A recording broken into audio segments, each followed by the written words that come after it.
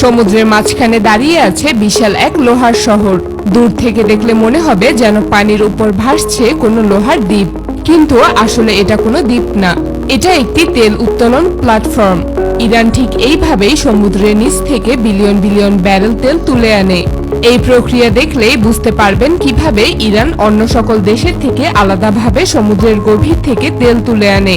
এই প্ল্যাটফর্মগুলো শুধু লোহার কাঠামো নয়, এগুলো এক একটা বড় ফুটবল মাঠের সমান বড়, যেখানে একসাথে শত শত মানুষ কাজ করে।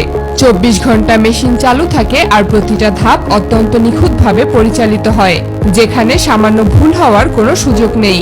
ইরানের সমুদ্রের নিচে হাজার হাজার মিটার গভীরে জমে আছে কোটি কোটি বছরের পুরনো তেল। এই তেল আসলে তৈরি হয়েছে মৃত গাছপালা, প্রাণী আর জীবাশ্ম থেকে, যেগুলো কোটি বছর ধরে মাটির নিচে চাপা পড়ে থেকে ধীরে ধীরে তেলে রূপ নিয়েছে। ইরান এই তেলের খোঁজ পায় আধুনিক প্রযুক্তি ব্যবহার করে, যেটাকে বলা হয় সিসমিক সার্ভে। এখানে বিশেষ যন্ত্র দিয়ে সমুদ্রের নিচে শব্দ তরঙ্গ পাঠানো হয়।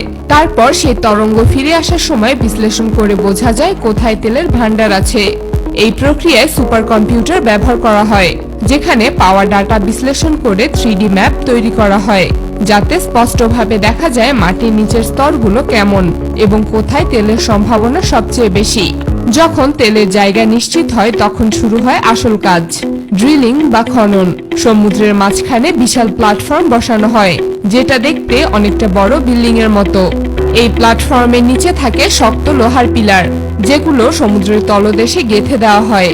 কিছু প্ল্যাটফর্ম আবার পুরোপুরি ভাসমান থাকে, কিন্তু শক্তিশালী অ্যাঙ্কর দিয়ে জায়গায় আটকে রাখা হয়, যাতে ঢেউ বা ঝড়েও নড়াচড়া না করে।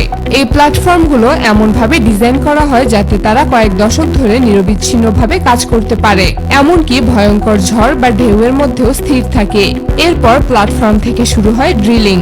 একটা লম্বা পাইপ বা ড্রিল বিট ধীরে ধীরে সমুদ্রের তলদেশ ভেদ করে নিচের দিকে নামতে থাকে।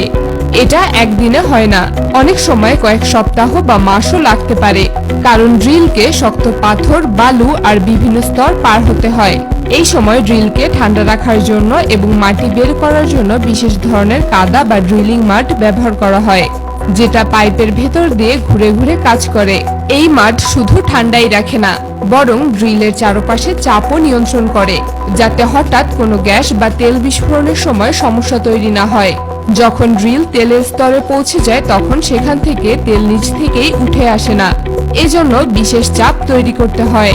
অনেক সময় নিচে প্রাকৃতিক চাপ থাকে, যেটা তেলকে উপরের দিকে ঠেলে দেয়, কিন্তু যদি সেই চাপ কম থাকে তাহলে পাম্প ব্যবহার করে তেল তুলতে হয়।